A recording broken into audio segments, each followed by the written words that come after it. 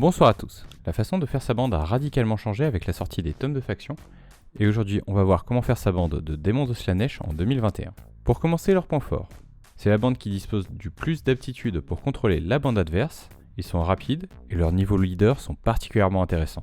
En contrepartie, ils sont plutôt fragiles, leurs dégâts dépendent beaucoup de vos critiques et vous disposez de seulement 5 unités différentes. À présent, voyons un peu le corps de notre bande, les unités à votre disposition. Pour 75 points, nous avons les démonettes. Elles disposent d'une aptitude sur un double qui permet d'ajouter 1 à leur valeur de dégâts et dégâts critiques. Leurs dégâts étant déjà bien supérieurs à la moyenne du jeu pour leur prix, cette aptitude les rend encore plus efficaces. C'est une excellente unité et votre principale source de dégâts dans la bande. Attention cependant à ne pas trop les exposer car elles sont particulièrement fragiles. Pour 130 points, nous avons les Seekers. Elles disposent de la même aptitude que les démonettes et du même profil d'attaque, mais gagnent 10 points de vie supplémentaires, un mouvement 10 et la rune de cavalerie. C'est une bonne unité capable de faire la chasse aux petites unités sacrifiables ou de bloquer l'adversaire avec son large socle. Pour 145 points, nous avons les Hellstriders avec pince lance ou avec Knut. Ce sont des unités faisant très peu de dégâts, mais plutôt résistantes et rapides, pouvant être utiles pour s'occuper des objectifs.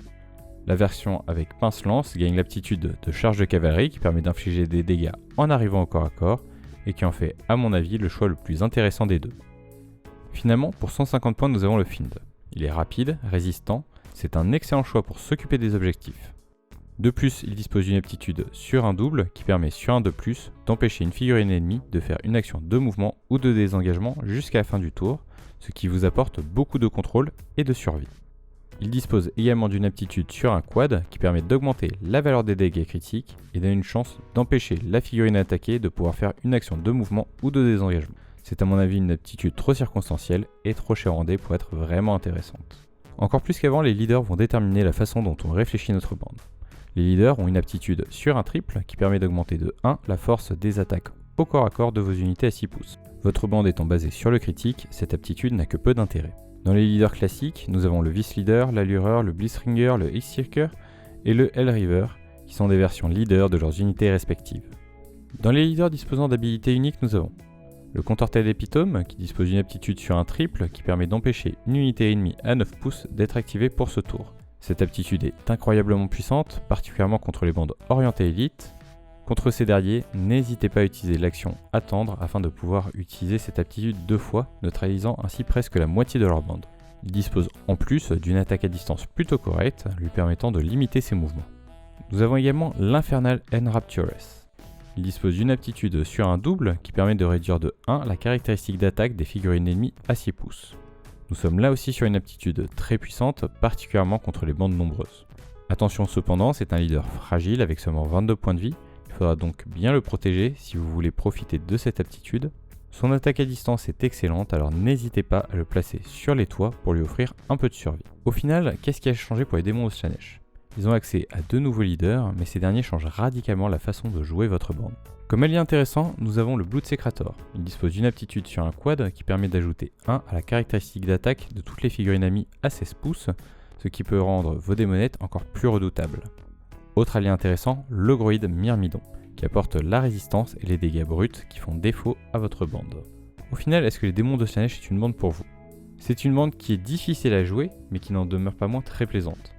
Là où avant tout tournait autour de la possibilité de faire le plus d'attaques possible, nous sommes présents sur une bande qui va mener la danse. Le but va être de neutraliser les différentes menaces adverses sans même avoir à engager le combat. Bien sûr, cela nécessite une compréhension des mécaniques de la bande de votre adversaire. Attention, ça peut être une bande extrêmement frustrante à avoir comme ennemi, donc si vous avez l'habitude de jouer uniquement à 2, c'est peut-être une bande à éviter. Voici quelques exemples de listes pour vos démons de Slaanesh. La bande Cauchemar, un Contorted Epitome, 5 Fiend.